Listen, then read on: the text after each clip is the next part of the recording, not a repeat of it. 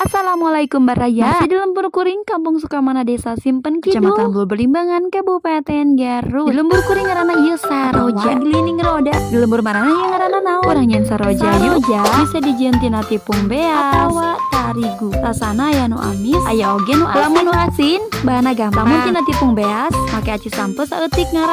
Make bawang bodas we direndos. Uyah, penyedap rasa. Tumpuk kade caian. Tah lamun nu amis siga ieu kuring keur nyieun anu amis. Ieu mah tina tarigu. Han make gula. Lamun marane resep warnana koneng, biru, bisa make pewarna makanan. Hayu intip cara nyetak. Celupkeun ya cetakan saroja. Tapi ingetnya memang dicelupkeun ya cetakan saroja teh kudu dikeum dina minyak panas. Supaya naon? Supaya henteu rapet. Lamun geus katempo semu koneng, langsung jahitna kulokrak ye dicolok. Lamun disakalikeun ku serok bisi barubuk. Tah lamun geus dicolok kakarawe simpen dina serok. Lamun minyakna geus turun langsung pindahkeun kana boboko. Sanggeus tina boboko langsung dipindahkeun kana polybag atawa plastik badak. Geus da sakitu nyen saroja mah babari pan. Sok balaya geura cobaan.